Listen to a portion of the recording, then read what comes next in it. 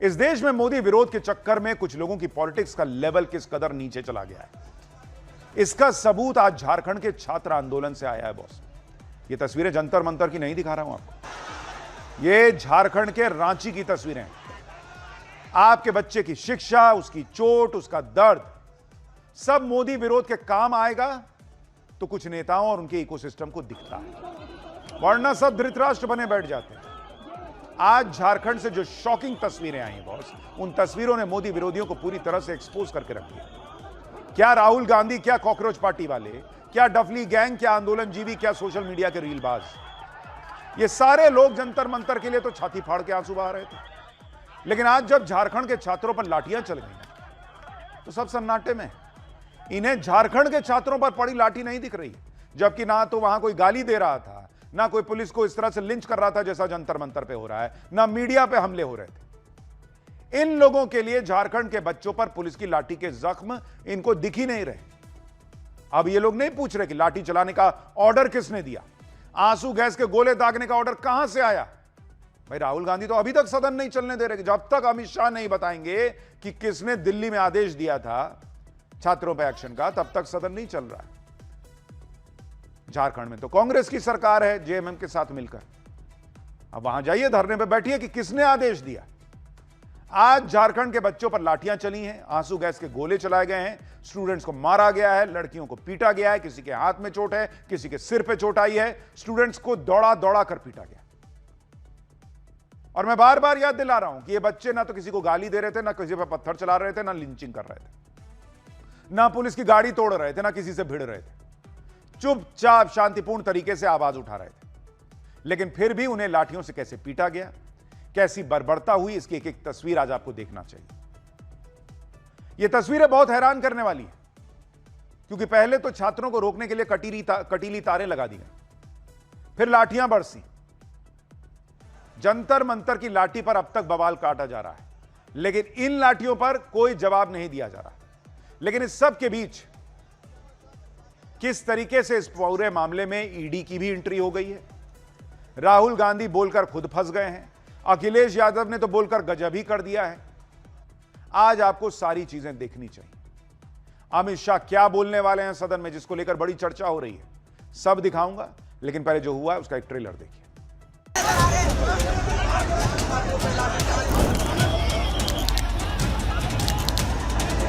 माथा में और पैर में बहुत ज़्यादा चोट लग गया है, माथा पूरा तोड़ दिया है। पुलिस आके एक लाठी बहुत जोर से मारी यहाँ पे। उसके बाद मैंने भागने की कोशिश किया तो मैं नीचे गिर गया। आखिरी बैरिकेडिंग वहाँ पे जाने का प्रयास किया गया जहाँ पे 163 की धारा ऑलरेडी लगी हुई है, तब थोड़ा बहुत लाठी का प्रयोग किया गया था, बहुत ही मिनिमम यूज। 9 दिन का भूख हड़ताल में मैं एम्बुलेंस से आया हूं और स्ट्रेचर में अभी मैं विधानसभा घेराव में उपस्थित हूं। असली जिम्मेदार अगर कोई है बेरोजगारी के लिए और नौजवानों को उनका भविष्य अंधकार में डालने के लिए, वो भारत सरकार है।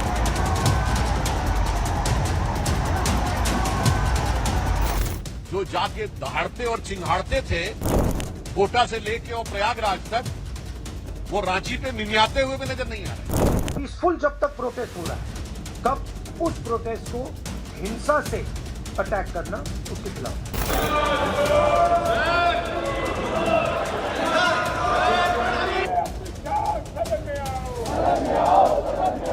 पुलिस प्रशासन पे गृह मंत्री अपना बयान दे, राम मंदिर ट्रस्ट पे कि घोटाले पे चर्चा हो। गृह मंत्री जी का जवाब के समय डरना नहीं है, भागना नहीं है। झारखंड में आज जिन छात्रों पर लाठियां बरसाई गई, वो किसी को गाली नहीं दे रहे थे, ना पत्थर चला रहे थे, ना जवानों पर अटैक कर रहे थे, ना तोड़फोड़ कर रहे थे। जंतर मंतर से बिल्कुल उलट झारखंड में छात्र शांतिपूर्ण तरीके से अपनी बात कह रहे थे और अपनी बात कहने के लिए विधानसभा तक मार्च निकाल रहे थे। लेकिन जिन लोगों को जंतर मंतर पर पुलिस के एक्शन में तानाशाही दिख रही थी, जिन्हें नरेंद्र मोदी तानाशाह दिखते हैं, आज वो देख लें कि झारखंड में छात्रों को किस तरीके से दौड़ा दौड़ा के पीटा गया है। देखिए जरा, एक एक तस्वीर दिखाऊंगा आज आपको।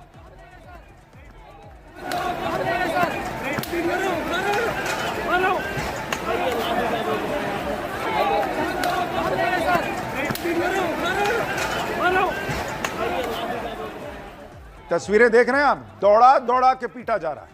एक तो बेचारा साइड में खड़ा था, उसको देख के हौंक के चला गया। वो सोच रहा है मैं तो कुछ किया भी नहीं। ये राहुल गांधी को नहीं दिख रहा, कॉकरोच जनता पार्टी को नहीं दिख रहा।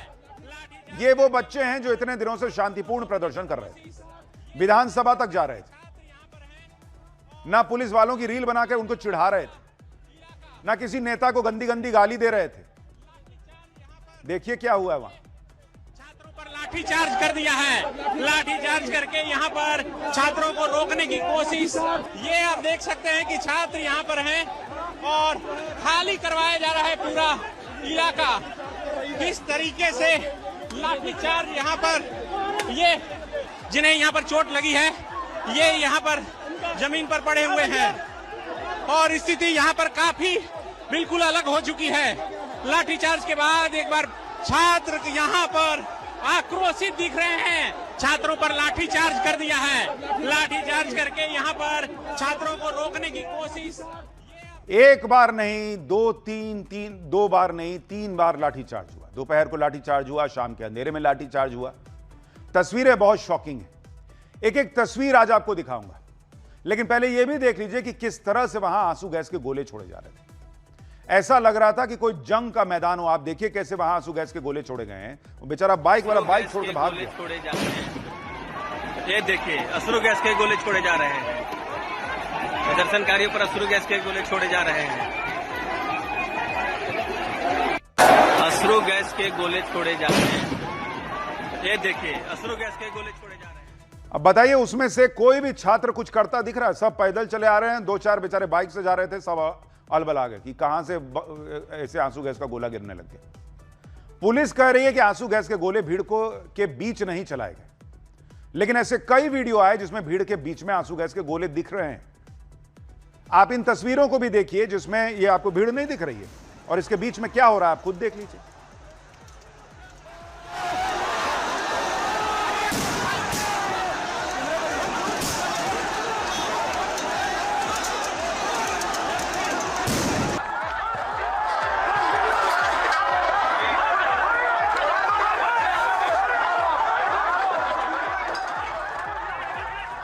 बॉस, दोपहर से लेकर शाम तक यही माहौल रहा।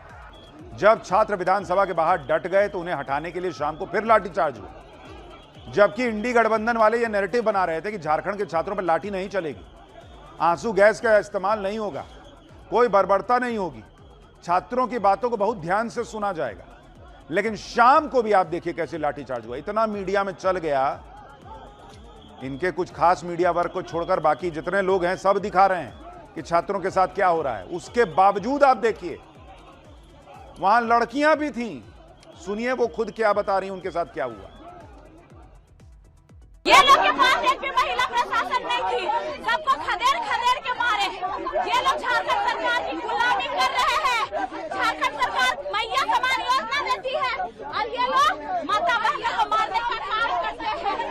ये लोग को काला वर्दी पहनाना चाहिए, देना चाहिए। जब भगदड़ हुआ हम पुलिस के बीच में ही थे, पर उसके बाद भी पुलिस जबरदस्ती भगाने के चक्कर में मेरे को इतना हाइपर की कि हम मेरा पैर मुचका और मेरे पैर में देखिए यहाँ पे स्पेन आया हुआ है। और जेंट्स पुलिस सब लगना चाहिए।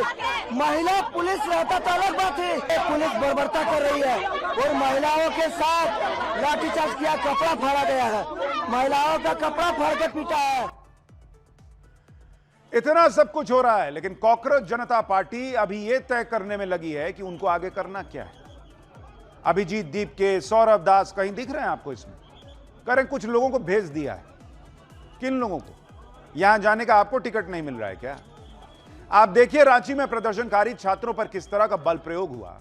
एक छात्र ने विधानसभा के बाहर धरने पर हटने से इनकार कर दिया तो उसे घसीट कर ले जाया जाने लगा। ये देखिए, इस दौरान छात्रा बेहोश हो गई, उसे एम्बुलेंस से अस्पताल ले जाना पड़ा।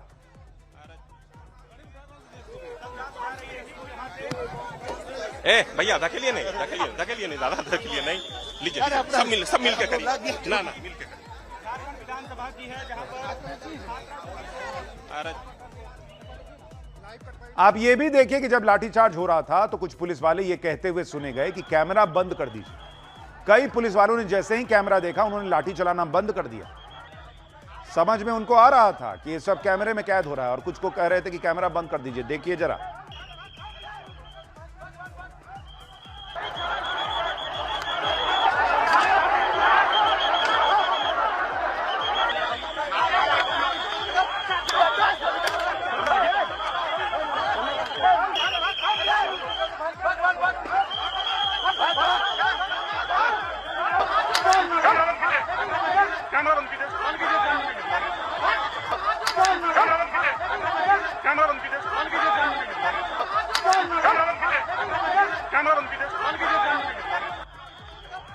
पुलिस वाले कैमरा बंद कराने में लगे, जबकि कायदे से वो जो कर रहे थे उन्हें बंद करना चाहिए था अपनी उस हरकत को कि शांतिपूर्ण प्रदर्शन करने वालों को लाठी से दौड़ा दौड़ा के मार रहे हो, बेरहमी से मार रहे हो आप, और कैमरा कैद कर रहा है तो कह रहे हो कैमरा बंद कर दीजिए।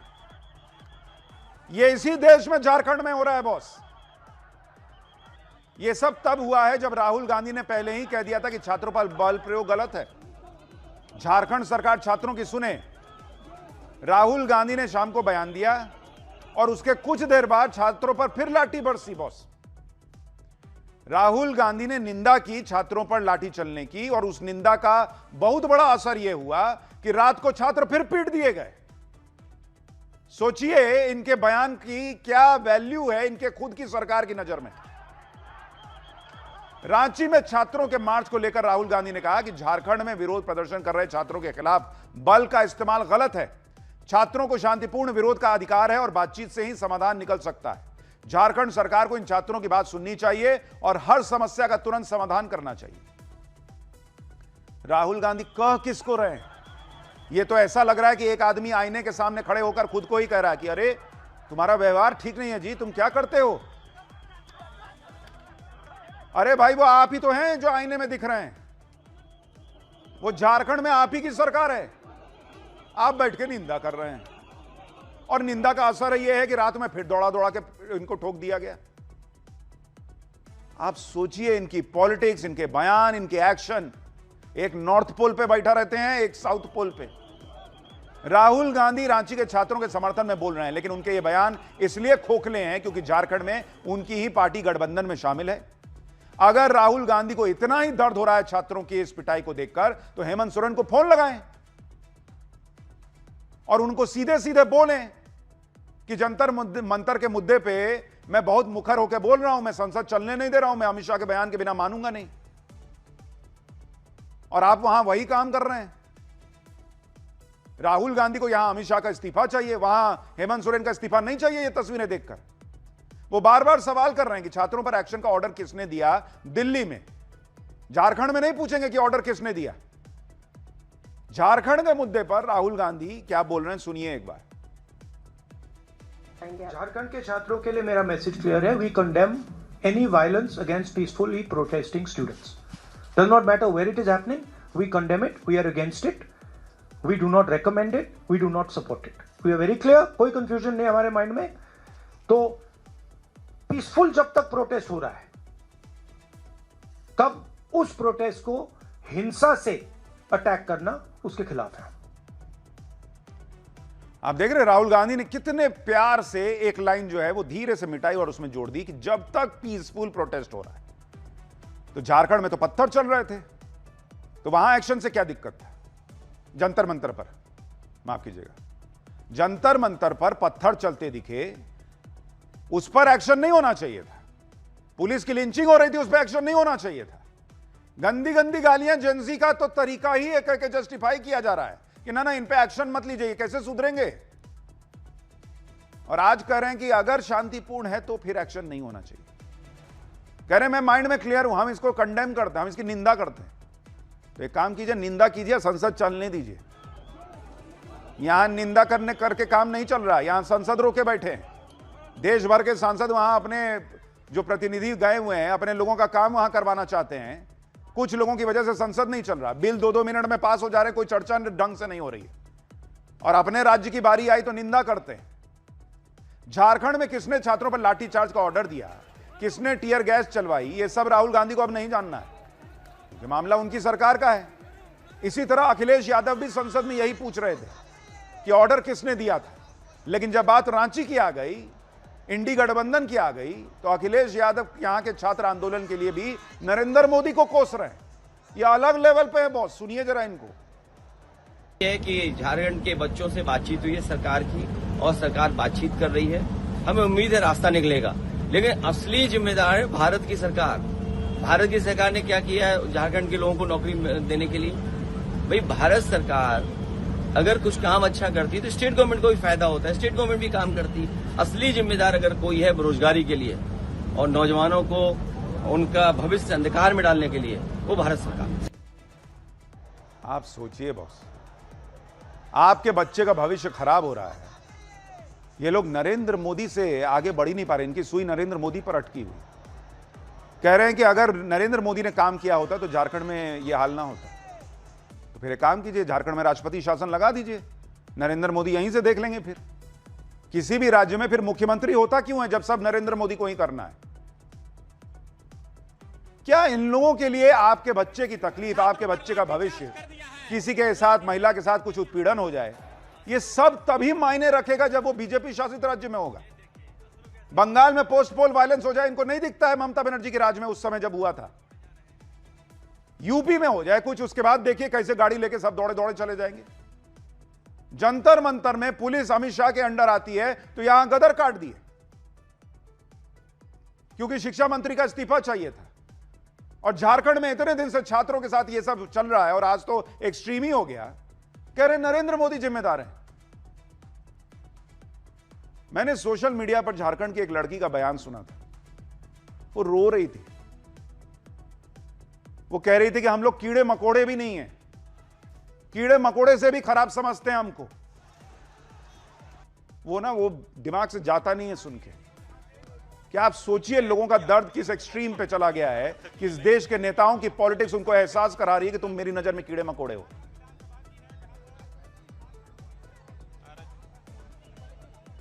क्या बोलिएगा, भर जाता है मन अंदर से सब देख देख के, क्योंकि इनको नरेंद्र मोदी से आगे कुछ दिखना ही बंद हो गया।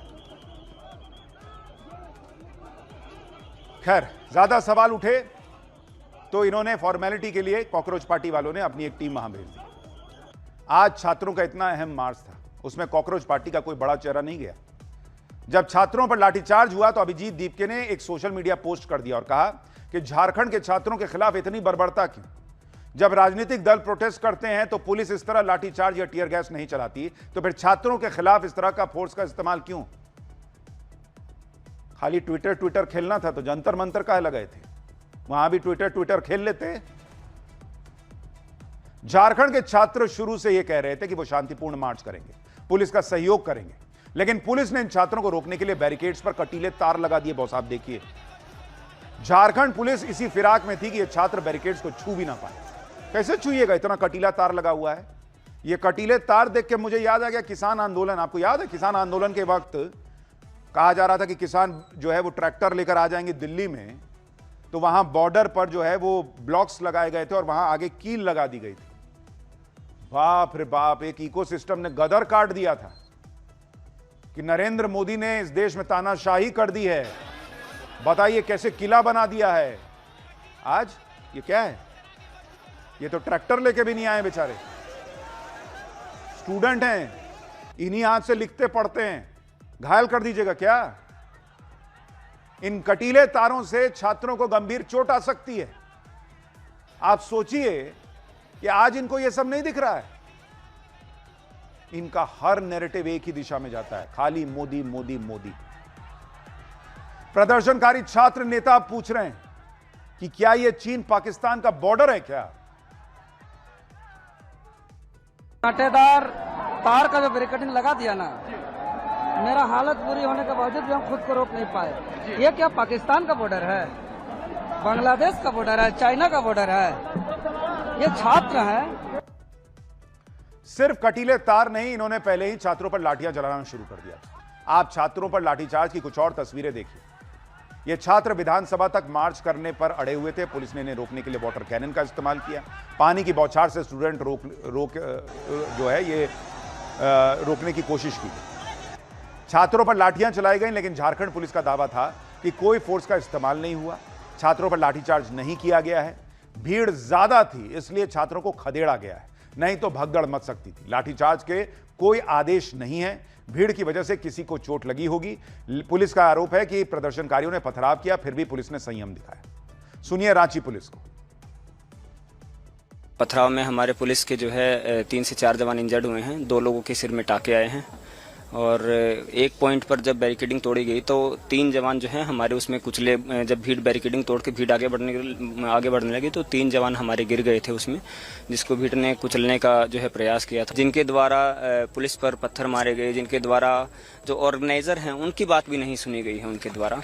हालांकि जो बाकी लोग थे जिन्होंने पुलिस के ऊपर ऐसा, उनके चक्कर में जो है पुलिस को कुछ माइनर लाठीचार्ज करना पड़ा है। स्टूडेंट्स को माइनर इंजरीज हैं, 4 से 5 स्टूडेंट को इंजरी हुई होंगी, वो भी जितना रिस्ट्रेंट हो सकता था वो पुलिस के द्वारा रिस्ट्रेंट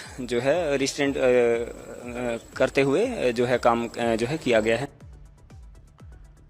तो अब आप सोच लीजिए, झारखंड पुलिस कह रही है कि थोड़ा बहुत लाठीचार्ज हुआ है, बहुत कम बल का प्रयोग हुआ और पुलिस ने बहुत संयम दिखाया। सोचिए, संयम दिखाने पर यह हाल है कि खून बह रहा है। अगर संयम ये लोग न दिखाते तो क्या ही करके मानते। झारखंड पुलिस को लाठीचार्ज में घायल छात्रों की तस्वीरें देखनी चाहिए। देखिए, ये संयम की तस्वीर देखिए, उसके पीठ पे जो लाल लाल दिख रहा है ये झारखंड पुलिस की संयम की तस्वीर है। इन घायल छात्रों का आरोप है कि पुलिस ने पैर पर नहीं बल्कि जानबूझकर सिर पर, मुंह पर, पीठ पर लाठी मारी है। छात्र आरोप लगा रहे हैं, सुनिए। बैरिकेडिंग के पास छात्र जो आंदोलनरत हैं उनके ऊपर बर्बरतापूर्ण लाठीचार्ज की गई है। लाठीचार्ज से नियम क्या होता है, कमर से नीचे लाठीचार्ज की जाती है, पर यहाँ पे सर पे, हाथ पे, मुंह पे, हर जगह लाठी मारा जा रहा है। ये सरकार की नीति को समझाता है। देखिए खून क्या हुआ था? हेमंत सोरेन जी, आपको ऐसा नहीं करना चाहिए था। शांतिपूर्वक हम लोग आंदोलन कर रहे थे, हम लोग कोई शब्द भी नहीं बोले हैं और अचानक पीछे से पुलिस आती है, लाठीचार्ज करती है। अचानक से पुलिस लाठीचार्ज हुई, मुझे दिखा भी नहीं कि पुलिस लाठीचार्ज हो चुकी है। क्यों हुई मुझे नहीं पता, क्योंकि बैरिकेड से मैं काफी पीछे था। अचानक मैं देखा नहीं पीछे पुलिस है, पुलिस आके एक लाठी बहुत जोर से मारी यहाँ पे। उसके बाद माथा में और पैर में बहुत ज्यादा चोट लग गया है, माथा पूरा तोड़ दिया है, पूरा ब्लड आ गया है, पूरा अभी पट्टी और अथी लगा दिया, मलहम। जंतर मंतर पर जब छात्रों पर लाठीचार्ज हुआ था तब इस बात पर बहुत हल्ला मचा था कि वहां जो जवान मौजूद थे उनके नेम प्लेट क्यों नहीं थे। इसे छात्रों के खिलाफ बड़ी साजिश बताया गया। लेकिन रांची में जो छात्र पहुंचे हैं उन्होंने भी ऐसे वीडियो डाले हैं जिसमें कुछ जवानों के नेम प्लेट नहीं है, लेकिन इसे लेकर एक खास तरह का जो इकोसिस्टम है उसको कोई फर्क नहीं पड़ता, क्योंकि वो रांची में है। वहां पर नरेंद्र मोदी के और बीजेपी की सरकार थोड़ी है, वहां सब चल जाता है। आप ये भी देखें कि जंतर मंतर पर कॉकरोच पार्टी के मार्च में और रांची के छात्रों के मार्च में कितना अंतर था। जंतर मंतर पर जब हिंसा हुई तो उस दौरान कॉकरोच पार्टी के नेता ग्राउंड पर नहीं दिखे, उन्हें कोई लाठी नहीं पड़ी, कोई धक्का मुक्की उन्हें नहीं झेलनी पड़ी। इधर रांची में 9 दिन से अनशन कर रहे छात्र नेता देवेंद्र नाथ महतो खुद मार्च में शामिल हुए। बॉस, ये अभिजीत दीप के थे नहीं कि उधर सोनम वांगचुक बेचारे भूखे बैठे हैं और इधर जो है वो समोसा जलेबी और बर्गर चल रहा है। ये भाई साहब भूखे भी बैठे थे और छात्रों के साथ जो है वो खुद मार्च में भी गए। ये अभिजीत दीप की तरह एक बस पकड़ के उस पर नहीं चढ़ गए थे कि तुम लोग पिटाओ, मैं यहीं पे हूं, यहीं से तुम लोगों को जो है मोटिवेट करूंगा। लोग उन्हें स्ट्रेचर पर लेकर गए देवेंद्र नाथ महतो, और उन्होंने मैसेज दिया कि अगर मार्च उन जैसे छात्र नेताओं ने बुलाया है तो उसे आगे बढ़कर लीड भी वही करेंगे, अपनी जिम्मेदारी से पीछे नहीं हटेंगे। जंतर मंतर पर कॉकरोच पार्टी अपने ही बुलाए मार्च में भीड़ को संभाल नहीं पाई, ना उसकी जिम्मेदारी उसने आज तक ली। लेकिन रांची के छात्रों ने इस बात का पूरा प्रयास किया कि उनके आंदोलन में कोई असामाजिक तत्व ना आए, कोई हुड़दंग न करे। इसके लिए छात्रों ने वॉलंटियर्स की पूरी टीम बनाई, बकायदा बार बार शांति बनाए रखने की अपील की, जबकि जंतर मंतर पर पुलिस की, दिल्ली पुलिस ही कॉकरोच पार्टी से पूछ रही थी कि आपके वॉलंटियर्स हैं कहां। देखिए रांची में छात्रों के मार्च से पहले की यह तस्वीर। सारे लोग अलर्ट रहेंगे, कोई उपद्रव अगर बीच में मचाते हैं तो उन्हें आके प्रशासन के हवाले सौंप दे। टी शर्ट लेना काम नहीं है, वॉलंटियर का काम भी करना है भाई लोग। झारखंड के छात्रों से जो बर्बरता हुई उस पर झारखंड सरकार घिर गई है, लेकिन झारखंड मुक्ति मोर्चा का आरोप है कि बीजेपी के गुंडे इस मार्च में घुस आए थे। सिंपल, यहां भी अभिजीत दीप के ने यही कहा था, वहां भी वो यही कह रहे हैं, और वो कह रहे हैं जेएमएम वाले कि बीजेपी के गुंडों ने माहौल खराब कर दिया। जेएमएम ने आरोप लगाया कि बीजेपी के गुंडों ने पुलिस पर पथराव किया, उन्हें घायल कर दिया। इधर यह बवाल चला, उधर झारखंड लोक सेवा आयोग के पूर्व चेयरमैन एल ख्यांगते को गिरफ्तार कर लिया गया। सीआईडी ने जेपीएससी पेपर लीक मामले में पूर्व चेयरमैन एल ख्यांगते को गिरफ्तार किया है। एल ख्यांगते झारखंड के पूर्व मुख्य सचिव भी रह चुके हैं। रिटायरमेंट के बाद पिछले साल फरवरी 2025 में इन्हें जेपीएससी का चेयरमैन बनाया गया था। इन पर जेपीएससी परीक्षाओं, खासकर 14वीं सिविल सेवा परीक्षा में धांधली और गड़बड़ी करने के आरोप लगे। Black listed company TSR data processing limited यानी टीडीपीएल को ठेका देने का आरोप है कि ठेका देने के बदले टीडीपीएल से 2 करोड़ रुपए और 20% कमीशन की मांग की गई थी, जिसकी जांच चल रही है। सीआईडी ने अभी पुष्टि नहीं की है। 22 जुलाई को जेपीएससी परीक्षा धांधली मामले में सीआईडी की छापेमारी के बाद एल ख्यांगते ने इस्तीफा दे दिया था। ख्यांगते ने कहा था कि निष्पक्ष जांच के लिए इस्तीफा दे रहे हैं। इनसे अब तक 4 बार पूछताछ हो चुकी है और अब इनकी गिरफ्तारी हो गई है। इस मामले में यह अब तक की 20वीं गिरफ्तारी है। जेपीएससी पेपर लीक मामले में 3 और सदस्यों ने भी अपने पद से इस्तीफा दे दिया है। इस्तीफा देने वालों में अजीता भट्टाचार्य, अनीमा हंसदा और जमाल अहमद का नाम शामिल है। डॉक्टर अजीता भट्टाचार्य जेएमएम महासचिव सुप्रियो भट्टाचार्य की पत्नी है, जो सीएम हेमंत के बेहद करीबी और भरोसेमंद बताए जाते हैं। डॉक्टर अनीमा हंसदा जेपीएससी की पहली आदिवासी महिला सदस्य हैं, जिनका इस्तीफा हो चुका है। Doctor Jamal Ahmed saint Columba college में उर्दू विभाग के अध्यक्ष थे। इन्होंने रिजाइन कर दिया है। बीजेपी ने जमाल अहमद पर आय से अधिक संपत्ति जुटाने का आरोप लगाया है। इधर झारखंड में छात्रों ने मोर्चा संभाला हुआ है। उधर पेपर लीक से जुड़े गैंग की जड़ें खोदने के लिए पीएम मोदी लगातार एक्शन मोड में। नीट पेपर लीक माफिया पर शिकंजा कसने के लिए ईडी को भी उतार दिया गया। ईडी ने पूरे देश में एक्शन शुरू कर दिया है। कई राज्यों में ईडी ने रिपोर्ट दर्ज करना शुरू कर दिया है। राजस्थान, हरियाणा, बिहार, कर्नाटक, महाराष्ट्र, झारखंड, असम इसमें शामिल है। इन राज्यों में पेपर लीक से जुड़े केस में ईडी ने जांच शुरू कर दी है। पेपर लीक के मामले में proceed of crime, money trail और वित्तीय लेन देन की जांच अब ईडी करेगी। यानी अब पेपर लीक करने वाले माफियाओं के आर्थिक नेटवर्क को भी ध्वस्त किया जाएगा। इसके लिए काम तेज हो गया है। लेकिन यह तो हो जाएगा, असल बात तो यह है कि इस देश में मोदी विरोध की पॉलिटिक्स से ऊपर उठकर पॉलिटिक्स कब शुरू होगी। खैर, पाठशाला में अब अगला अध्याय। पहले भतीजे पर अंडे चले, अब बुआ ममता पर कीचड़ फेंका। बंगाल में पब्लिक के गुस्से से भाग रही हैं क्या ममता? सामने भीड़, बगल से हमला, गाड़ी में बंद ममता पर जानलेवा हमले का सच क्या है? चंद गालीबाजों को जेनजी बताने वालों को झटका। पीएम मोदी ने जेनजी के साथ अब क्या गजब कर दिया, इसका अध्याय देखिए। इधर झारखंड में हंगामा और बवाल मचा है, छात्रों पर लाठियां बरसाई गई। दूसरी तरफ बंगाल में भी गजब हो रखा है। बंगाल विधानसभा चुनाव के बाद से ही टीएमसी नेताओं के खिलाफ पब्लिक खुलकर बोल रही है। अब तक टीएमसी सत्ता में थी तो पब्लिक कुछ बोल नहीं पाती थी, लेकिन अब वो अपना गुस्सा जो है वो खुलकर जाहिर कर रही है। चुनाव के बाद से टीएमसी नेताओं का घर से निकलना मुश्किल हो रखा है। भीड़ घेर लेती है, चोर चोर के नारे लगाने लगती है, अंडे मारने लगती है, कीचड़ से हमला कर देती है। टीएमसी के लिए हैरान करने वाली बात यह है कि अभिषेक बनर्जी से शुरू हुआ यह सिलसिला अब ममता बनर्जी तक पहुंच गया है। अब ममता बनर्जी की कार पर लोगों ने कीचड़ से हमला कर दिया। ममता बनर्जी की कार पर हुए हमले ने बंगाल की राजनीति को गरमा दिया। ममता बनर्जी और टीएमसी बीजेपी पर आरोप लगा रहे हैं। बीजेपी कह रही है कि इस हमले में बीजेपी का कोई रोल नहीं है। ममता बनर्जी बिना वजह हंगामा खड़ा कर रही है। यह विपक्ष की राजनीति का हिसाब किताब है बॉस। हर बात के लिए बीजेपी और मोदी सरकार को जिम्मेदार ठहरा दो। जंतर मंतर पर प्रोटेस्ट के दौरान पीएम मोदी को जेनजी के नाम पर कुछ लोगों से गालियां दिलवाई गई। जेनजी को पूरा भड़काने का प्रयास हुआ, लेकिन अब पीएम मोदी ने पूरा गेम ही पलट दिया है। जेनजी के साथ लगातार कनेक्ट कर रहे हैं।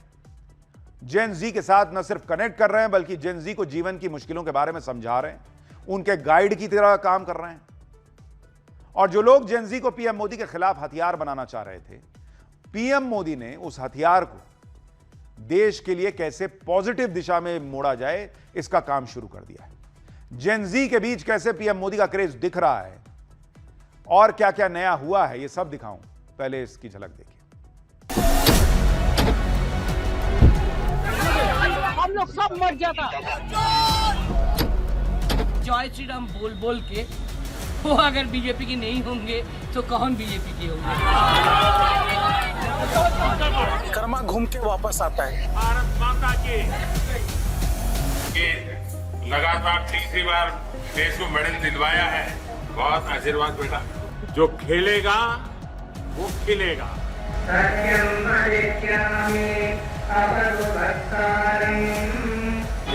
वैदिक मंत्र पढ़े जाएंगे तो सबको खड़े होना पड़ेगा।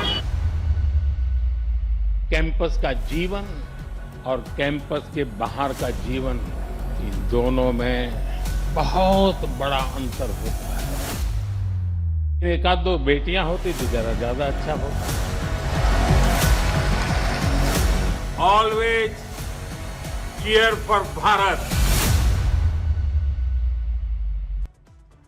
पहले बात बंगाल की करेंगे, जहां ममता बनर्जी का एक छत्र राज हुआ करता था। ममता बनर्जी को कोई कुछ बोल दे, उनका कार्टून शेयर कर दे तो पुलिस उठा के ले जाती थी। आज उसी बंगाल में ममता बनर्जी का निकलना मुश्किल होता जा रहा है। ममता बनर्जी की कार पर कल उत्तर 24 परगना में कीचड़ और पत्थरों से हमला हुआ। कहा जा रहा है कि लोगों ने जूते चप्पल तक ममता की कार पर फेंके, पानी की बोतलें भी कार पर फेंकी गई। ममता बनर्जी अपनी पार्टी के कार्यकर्ता के हाली शहर घर गई थी। आरोप है कि इस कार्यकर्ता की मौत पुलिस हिरासत में हुई थी। जब ममता बनर्जी वहां पहुंची तो भीड़ ने ममता बनर्जी के खिलाफ नारेबाजी शुरू कर दी। टीएमसी के खिलाफ कितना गुस्सा है बंगाल की पब्लिक में, आप इन नारों से समझिए। ममता बनर्जी के काफिले को देखते ही लोगों ने नारे लगाने शुरू कर दिए। देखिए वहां क्या माहौल बन गया था।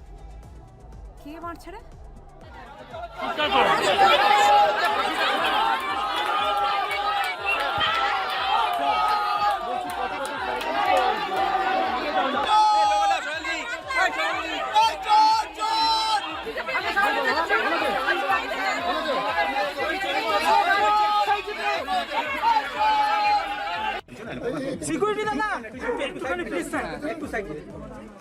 চোর চোর ভাগাও চোর ভাগাও চোর ভাগাও। क्वेश्चन प्राक्तन मुख्यमंत्री ममता बंदोपाध्याय। सोचिए वक्त का पहिया कैसे घूमता है कि एक जमाना था कि ममता बनर्जी की गाड़ी गुजर रही हो और कोई जय श्री राम के नारे लगा दे तो ममता बनर्जी गाड़ी रोककर उतर जाती थी कि कौन बोला रे, कौन बोला जी। आज की डेट में लोग ममता बनर्जी के मुंह पे चोर चोर के नारे लगा रहे हैं, चोर भगाओ के नारे लगा रहे हैं। वो कुछ कर नहीं पा रही, कुछ बोल नहीं पा रही, क्योंकि उनको पता है कि ये गुस्सा किस लेवल पे चला गया। कार पर हमले के बाद ममता बनर्जी भड़क गई और इसे बीजेपी की साजिश बताया। जब बंगाल में ममता सीएम थी और विपक्षी नेताओं पर हमले होते थे तो ममता आरोप लगाती थी कि भाई विपक्षी नेताओं ने खुद पर हमले करवा लिए, तब भी बीजेपी ही जिम्मेदार थी। सरकार ममता बनर्जी की थी, खुद पर हमले बीजेपी कराती थी। आज ममता बनर्जी के साथ हो गया, वो भी बीजेपी ही करा रही है। ममता बनर्जी ने यहां तक कह दिया कि अगर गाड़ी की खिड़की का शीशा खुला होता तो ममता बनर्जी मर ही जाती, मौत हो जाती हुई। मेरे को गाड़ी में बड़े बड़े पत्थर मारा गया, बाहर से एंटी सोशल पुलिस का सामने में हमको इतना गाड़ी को अटैक किया। अगर हम गाड़ी का कांच शीशा खुला रखता तो हमारा माथा फट जाता, हम लोग सब मर जाता। ऐसा पुलिस का सामने में हुआ, हम कभी ऐसा हमला नहीं देखा। पुलिस क्या कर रहा है? इतना पुलिस बीजेपी को प्रोटेक्शन दे रहा है। ममता बनर्जी कह रही उन्होंने कभी ऐसा हमला नहीं देखा। फिर तो बहुत आश्चर्य की बात है। इसका मतलब आप सीएम रहते हुए आपके राज्य में जो हो रहा था कुछ देखिए नहीं रही थी, क्योंकि तब तो बड़े बड़े सांसद बीजेपी के जाते थे, उनका माथा फट जाता था। उनकी गाड़ी टूटी फूटी मिलती थी, इनकी गाड़ी पे पत्थर चला, एक को शीशा फूटा नहीं दिख रहा। ममता बनर्जी अब कह रही हैं कि वो इस हमले में मर सकती थी, जबकि बंगाल के सीएम शुवेंदु अधिकारी ने कहा कि ममता बनर्जी पर हमले के आरोप पूरी तरह गलत है। ममता बनर्जी बिना पुलिस को बताए वहां चली गई। शुवेंदु अधिकारी ने कहा कि ममता को Z+ सुरक्षा मिली हुई है, एक भी बीजेपी कार्यकर्ता मौजूद नहीं था, ममता की सुरक्षा में कोई चूक नहीं हुई, पुलिस ने जिम्मेदारी पूरी ईमानदारी से निभाई। चोर चोर के नारे पसंद नहीं तो ममता हेडफोन लगाए। शुवेंदु अधिकारी कह रहे हैं कि चोर चोर के नारे पसंद नहीं है तो हेडफोन लगा के चलिए। सीएम शुवेंदु अधिकारी ने ममता के आरोपों को नकार दिया और साथ ही पब्लिक को भी संयम बरतने की सलाह दी। बीजेपी ने कहा कि इस तरह से किसी नेता पर हमला बंगाल की संस्कृति नहीं है। सुनिए बंगाल की मंत्री अग्निमित्रा पॉल ने क्या कहा है। पब्लिक अगर ममता बनर्जी को मिट्टी फेंकते हैं और पत्थर फेंकते हैं और जूता फेंकते हैं और चोर चोर बोलते हैं, इसमें मेरा आपत्ति है। ममता बनर्जी जो भी किए हैं, दुर्नीति किए हैं, चोरी किए हैं, महिला के ऊपर अत्याचार हुआ है, कुछ प्रतिवाद नहीं किए हैं। आज 9 अगस्त है, अभया का मृत्यु दिन है, सब मानते हैं, लेकिन ये बंगाल की संस्कृति नहीं है। ममता बनर्जी के काफिले पर हुए हमले के बाद टीएमसी भड़की हुई है। ममता पर हमले के विरोध में आज टीएमसी ने कोलकाता में विरोध प्रदर्शन किया। टीएमसी कार्यकर्ताओं ने बीजेपी पर आरोप लगाया और कहा कि बदले की राजनीति हो रही। टीएमसी नेताओं का तो यहां तक कहना है कि ममता पर हमला बीजेपी ने ही करवाया था, क्योंकि हमला करने वाले जय श्री राम के नारे लगा रहे थे। इसका जवाब कुल्लंदर ने दे दिया। वो जय श्री राम बोल के ममता दीदी के ऊपर पत्थर फेंक रहे हैं, ममता दीदी की गाड़ी में भांग तोड़फोड़ कर रहे हैं, बड़ा बड़ा ईट ब्रिक फेंक रहे हैं जय श्री राम बोल बोल के। वो अगर बीजेपी की नहीं होंगे तो कौन बीजेपी की होंगे? उसका पीछे जो आम जनता थे वो नमस्ते कर रहे थे, दीदी को नमन कर रहे थे, हाथ हिला रहे थे, लेकिन सामने जो थे वो बीजेपी के गुणी थे। ममता बनर्जी की कार पर हुए हमले के बाद इंडी गठबंधन के दल भी एक्टिव हो गए। केजरीवाल से लेकर अखिलेश यादव तक बीजेपी पर निशाना साध रहे हैं। केजरीवाल ने कहा कि ममता दीदी राज्य की पूर्व मुख्यमंत्री हैं, उन गुंडों की हिम्मत तो देखिए जिन्होंने गाड़ी पर हमला किया। विपक्षी नेताओं को डराने और उन पर हमला करने के लिए बीजेपी ने जानबूझकर कानून व्यवस्था को कमजोर किया है। जैसे जैसे मोदी सरकार की लोकप्रियता घट रही है, बीजेपी की हताशा बढ़ती जा रही है। आप सोचिए, ये वो अरविंद केजरीवाल कह रहे हैं जिन्होंने हाल ही में किसी एक इंटरव्यू में कहा था कि जंतर मंतर पर जो पब्लिक आई हुई थी वो तो मोदी को ठोकने आई थी, इस तरह से बोले। और अब वहां कह रहे हैं कि ये बड़ा गलत हो रहा है, ये लोकतांत्रिक तरीका नहीं है। उधर अखिलेश यादव कह रहे हैं कि ममता बनर्जी भी चुनी हुई मुख्यमंत्री थी, उनको अपमानित नहीं करना चाहिए, सरकार को उनकी सुरक्षा की पूरी व्यवस्था करनी चाहिए। जो इतनी सीनियर लीडर हैं, मुख्यमंत्री रही हैं वहाँ की, और उसके बाद उन पर हमला हो जाए और जिस तरह का व्यवहार हो रहा है, अगर सरकार करवा रही है तो ये बहुत निंदनीय है, क्योंकि ये सरकारें तो आती जाती हैं, किसी को अपमानित आप कैसे कर सकते हैं? वो भी चुनी हुई मुख्यमंत्री थी, आज नहीं है सरकार में, तो बहुत ज्यादा फासले से नहीं आ रही हैं। सेंटर फोर्स नहीं लगा होता तो शायद वो चुनाव नहीं हारती। ये सिक्योरिटी मिलनी चाहिए उनको, और सरकार की जिम्मेदारी उनकी सुरक्षा का इंतजाम करे। कुल मिलाकर ममता बनर्जी की कार पर हमले ने बंगाल की राजनीति में हंगामा खड़ा कर दिया। टीएमसी फुल हंगामा कर रही है, ममता की जान खतरे में बता रही है, बीजेपी पर आरोप लगाने के साथ साथ जय श्री राम के नारे भी बीच में ला रही है। जबकि टीएमसी के पूर्व नेता रिजू दत्ता ने इस हमले को पब्लिक का गुस्सा बताया। रिजू दत्ता ने कहा कि पब्लिक के अंदर 15 साल का गुस्सा था, वही बाहर निकल रहा है। एक कहावत है ना कि कर्मा घूम के वापस आता है। ये हमें खराब लगता है ये देख के, बट ये लोगों में जो गुस्सा भरा पड़ा हुआ है 15 साल का, वो गुस्सा फूट फूट के अभी निकल रहा है। हम क्या कर सकते हैं इसमें? ये तो लोगों का गुस्सा है। बंगाल में तो ममता बनर्जी की राजनीतिक जमीन खिसकी हुई है, घर से निकलना मुश्किल हो रहा है। पारंपरिक राजनीति में इंडी गठबंधन वाले पीएम मोदी का सामना नहीं कर पा रहे, तो वो जेन जी का सहारा लेने पर आए। कॉकरोच पार्टी से के प्रोटेस्ट के बाद से जेन जी एक नया हॉट टॉपिक बन गया। राहुल गांधी से लेकर केजरीवाल तक सब खुद को जेन जी का लीडर बनाने में जुट गए। पीएम मोदी को जमकर वहां पर जंतर मंतर पर अपशब्द बोले गए, तो उसको कहा गया ये जेन जी की भावना है। यह कहा गया कि पीएम मोदी को अपशब्द कहना कोई अपराध नहीं। मतलब माहौल ऐसा कि युवा वर्ग खासतौर पर पीएम मोदी के खिलाफ है, और एक इकोसिस्टम को जिम्मा दिया गया कि तुम लोग फैलाओ ये सब। लेकिन नरेंद्र मोदी ने देश के सामने रख दिया कि उनके लिए जेनजी, असली जेनजी वाकई में सोचता क्या है। जेनजी के साथ ऐसा कनेक्ट स्टैब्लिश किया कि राहुल से लेकर कॉकरोच पार्टी वाले हैरान हैं। यंग जनरेशन से कनेक्ट बना रहे हैं और उनकी लैंग्वेज में ही उनको लेसन भी दे रहे हैं। देखिए, देश में हर तरह का युवा है, पढ़ता, खेलता, इंजीनियर बनता, डॉक्टर बनता। पीएम मोदी देश के इसी युवा के साथ कनेक्ट कर रहे हैं। आप देखिए कि पीएम मोदी ने कॉमनवेल्थ गेम्स में देश का नाम रोशन करने वाले खिलाड़ियों से मुलाकात की। ये खिलाड़ी भी युवा हैं, इनके अंदर देश का नाम रोशन करने का जज्बा है। खिलाड़ियों से मुलाकात के दौरान पीएम मोदी ने सभी का हौसला बढ़ाया। उन्होंने उनके साथ एक रील भी बनाई, और इसमें पीएम मोदी ने क्या कहा है आप खुद देखिए। Hello friends, this is Sakshi Chaudhary. आज हम सब कॉमनवेल्थ गेम्स मेडलिस्ट को हमारे ऑनरेबल पीएम सर ने बुलाया है, और हमें बहुत ही प्राउड फील हो रहा है इस बात पर। हमें इनसे मिलके बहुत ही अच्छा लगा। ये बहुत ही हम्बल है। सर, आप कुछ बोले। जो खेलेगा वो खिलेगा।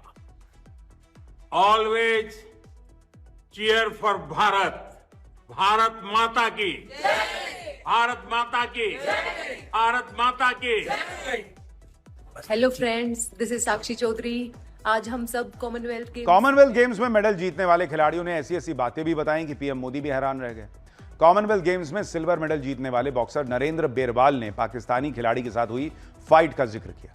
नरेंद्र बेरवाल ने कहा कि 2015 में वर्ल्ड मिलिट्री गेम्स हुए थे और उस समय में उनके कोच का नाम भी नरेंद्र था। इसी टूर्नामेंट में पाकिस्तानी खिलाड़ी से मुकाबला हुआ जिसमें नरेंद्र बेरवाल को जीत मिली थी। तब पाकिस्तानी खिलाड़ी ने कहा था कि आपका नाम नरेंद्र, आपके कोच का नाम नरेंद्र और आपके प्रधानमंत्री का नाम भी नरेंद्र। अब तो नरेंद्र नाम से नफरत हो गई है। सुनिए क्या बताया उन्होंने। 2014 में आप फर्स्ट टाइम प्रधानमंत्री जी बने थे और जो हमारे साथ आर्मी का कोच गया हुआ था उसका नाम नरेंद्र राणा था। और फिर वो कई देर तक सोच के मेरे को बोला कि भाईजान एक बात बोलूं। मैं हाँ बोलो। मतलब भाईजान आपका नाम नरेंद्र है, आपके कोच का नाम नरेंद्र है, आपके प्रधानमंत्री का नाम नरेंद्र है, तो मुझे नरेंद्र नाम से नफरत हो गई है। इसी तरह से वेट लिफ्टर मीराबाई चानू से भी पीएम मोदी ने बातचीत की। मीराबाई चानू ने कॉमनवेल्थ गेम्स में वेट लिफ्टिंग में गोल्ड मेडल जीता। पीएम मोदी ने कहा कि जीतने के बाद भी आप रो रही थी, ऐसा लग रहा था कि जैसे एक एक आंसू से गोल्ड मेडल गिर रहा हो। इस पर मीराबाई चानू ने बताया कि वो क्यों रो पड़ी थी। आप भी सुनिए। इतने आंसू टपक रहे थे, मुझे लगता है कि आंसू के हर बूंद से जैसे गोल्ड मेडल टपक रहा है। मैं बहुत ज़्यादा खुशी थी, इमोशनल भी थे उसी दिन, खुशी ज़्यादा था। और मैं इसलिए रोई थी कि मेरा पेरिस ओलंपिक में मेरा 1 केजी में मेडल रह गई थी। और एक प्लेयर्स की लाइफ में क्या क्या हमको फेस करना पड़ते हैं, तो ये 4 साल के अंदर मैं कितना क्या क्या कुछ मैंने फेस किया था। और हमारी जो फ्लैग ऊपर जाते हैं और हमारे नेशनल एंथम जब बजते हैं तो सर हम रुक नहीं सकते सर, अपना आप आंसू निकलते हैं। वो बहुत बहुत बढ़िया। ये खिलाड़ी जो अपनी मेहनत और लगन के दम पर देश के लिए मेडल जीतते हैं, इनके साथ पीएम मोदी ने बेहद शानदार अंदाज में कनेक्ट किया। एक एक खिलाड़ी से बात की। मीराबाई चानू को तो मिठाई भी खिलाकर उनके जन्मदिन की बधाई दी। ये तस्वीरें देश के जेनजी को भी दिख रही हैं। ये तस्वीरें इंडी गठबंधन को परेशान भी कर रही होंगी। लेकिन पीएम मोदी ने सिर्फ देश के खिलाड़ियों से ही मुलाकात नहीं की। पीएम मोदी ने आईआईटी दिल्ली के कॉन्वोकेशन समारोह में भी हिस्सा लिया था। आईआईटी जहां पढ़ने वाले स्टूडेंट्स भी जेनजी ही हैं। और यहां पीएम मोदी ने क्या गजब का कनेक्शन एस्टैब्लिश किया। आईआईटी दिल्ली में पीएम मोदी की एंट्री भी धमाकेदार अंदाज में हुई। छात्रों से भरे ऑडिटोरियम में पीएम मोदी जब आए तो उस समय वैदिक मंत्रोच्चार हो रहा था। अपनी एंट्री के साथ ही पीएम मोदी ने आगे के लिए टोन सेट कर दी। मंत्रोच्चार के बीच पीएम मोदी को सम्मानित किया गया और उसके बाद पीएम मोदी ने मेडल जीतने वाले छात्रों को डिग्री दी। पीएम मोदी ने पास आउट करने वाले स्टूडेंट्स को अपनी बातों से नॉस्टैल्जिक कर दिया। उन्होंने कहा कि आज इन पलों को जी भर के जी लीजिए, क्योंकि बाहर निकलने के बाद यही सब याद आएगा। आज के इस पल को पूरी तरह जी लीजिए। आने वाले समय में जब आप पर बड़ी बड़ी जिम्मेदारियां होगी, तब यहाँ की पुरानी यादें आपको पुराने दिनों में जरूर ले जाएगी। ये आपको एनर्जाइज भी करेंगी। हर हॉस्टल के साथ आपकी मेमोरीज कुमाऊं, आरा, कारा, विंडी, नील, Kailash, Himadri, inter hostel competition के किस्से, पुरानी नोकझोंक, ऐसा कितना कुछ होगा जो विदा होने से पहले एक बार फिर आप जरूर याद करिए। जो लोग ये नैरेटिव बना रहे थे कि पीएम मोदी जेनजी के साथ कनेक्ट नहीं कर सकते, पीएम मोदी की सोशल मीडिया रील का मजाक बना रहे थे, आज वो भी देख लें। पीएम मोदी ने मेमोरी और फ्रेंडशिप को लेकर कितनी आसानी से जेनजी की भावनाओं को समझा और उनसे कनेक्ट किया। पीएम मोदी ने अपने अंदाज में आईआईटी स्टूडेंट्स को लाइफ लेसन भी दिए। कहा कि कैंपस के अंदर और कैंपस के बाहर की दुनिया में बड़ा अंतर होता है।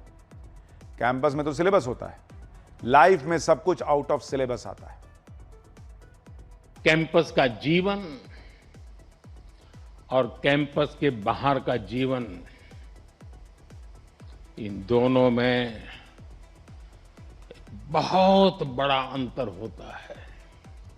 आईआईटी की परीक्षा में सिलेबस होता है, लेकिन जिंदगी की परीक्षा में सब कुछ आउट ऑफ सिलेबस होता है।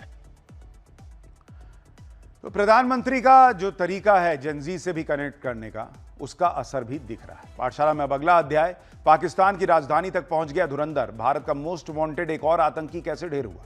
5 तरफ से पिटते पाकिस्तान का अब नया ब्लंडर। ऐसा क्या कर दिया कि अब छठा मोर्चा भी खुल जाएगा। भारत का वो उड़न खटोला जो मुनीर को चैन से सोने भी नहीं देगा क्या, अब इसका अध्याय। देखिए, पाकिस्तान को नरेंद्र मोदी के अलावा किसी और से सबसे ज्यादा खौफ है, तो वो है वो धुरंधर जिनके बारे में उसे पता ही नहीं चलता कि कब कहां से आते हैं और आतंकियों को मार के चले जाते हैं। एक ऐसा धुरंधर जो पाकिस्तान के घर में ही घुसकर किसी को भी निपटा दे रहा है। ऐसे धुरंधरों से पाकिस्तान सहमा रहता है, क्योंकि इन धुरंधरों ने पाकिस्तान की आतंकी सेना को धुआं कर रखा है। पाकिस्तान में जगह जगह इन्हीं का खौफ है। आज आपको बताऊंगा कि कैसे ये धुरंधर अब पाकिस्तान की राजधानी में भी घुस चुके हैं। भारत के मोस्ट वांटेड आतंकी को कैसे अचानक किसी ने ढेर कर दिया। पाकिस्तान पर कैसे अब छठे तरफ से पिटने का खतरा मंडरा रहा है। भाई वो 5 तरफ से पहले ही पिट रहा है। पहला मोर्चा बलूचिस्तान का, जहां 11 अगस्त को स्वतंत्रता दिवस मनाने का ऐलान हो गया है। दूसरा मोर्चा है खैबर पख्तूनख्वा, जहां तहरीके तालिबान पाकिस्तान से लड़ाई चल रही है। तीसरा मोर्चा पीओके में आजादी की मांग को लेकर तेज हो गया है आंदोलन। चौथा मोर्चा अफगानिस्तान की तालिबान सरकार के साथ युद्ध जैसे हालात। पांचवां मोर्चा भारत के ऑपरेशन सिंदूर पार्ट 2 का खौफ। और अब छठा मोर्चा ईरान और ईरान समर्थित गुट जैसे हूती विद्रोहियों के हमले का खतरा। पाकिस्तान के नए कांड के बारे में आपको बताऊंगा और भारत के उस उड़न खटोले की भी बात होगी जो मुनीर को चैन से सोने नहीं देगा। लेकिन पहले इस खबर की भी एक झलक देखिए।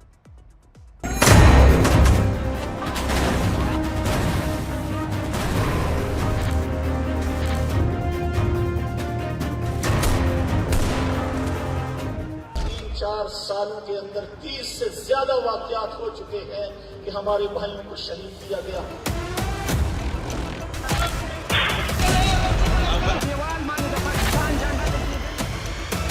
पाकिस्तान ने ईरान की पीठ में छुरा नहीं घोंपा।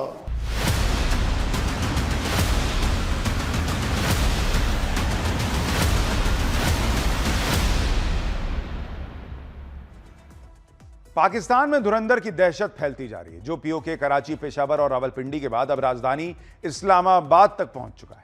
इस्लामाबाद की एक मस्जिद से आई तस्वीर देखिए। मस्जिद में पहुंचते हुए एक आतंकी अचानक जमीन पर गिरता दिखता है। आसपास से आए लोग उसे संभालने की कोशिश करते दिखे, लेकिन उसकी जान नहीं बचा पाए। सोशल मीडिया पर यह वीडियो खूब वायरल हो रहा है। कहा जा रहा है कि मस्जिद पहुंचने से पहले आतंकी ने एक रेस्टोरेंट में खाना खाया था, वहीं उसके साथ धुरंधर ने खेल कर दिया और मस्जिद पहुंचते पहुंचते आतंकी की मौत हो गई। इस्लामाबाद की मस्जिद में जो आतंकी ढेर हुआ वो हाफिज सईद के आतंकी संगठन लश्कर तैयबा से जुड़ा हुआ था और 26/11 के मुंबई आतंकी हमले की साजिश में शामिल था। भारत में मोस्ट वांटेड इस आतंकी का नाम आतंकी कारी सईद अब्दुल अजीज था, जो आतंकी संगठन लश्कर तैयबा का एक सीनियर कमांडर था। आतंकी सईद अब्दुल अजीज को लेकर वो लश्कर की खास यूनिट की जिम्मेदारी सौंपी गई थी। लश्कर की यह यूनिट जम्मू कश्मीर में मुठभेड़ में मारे गए आतंकियों के परिवार वालों की आर्थिक मदद का इंतजाम देखती है।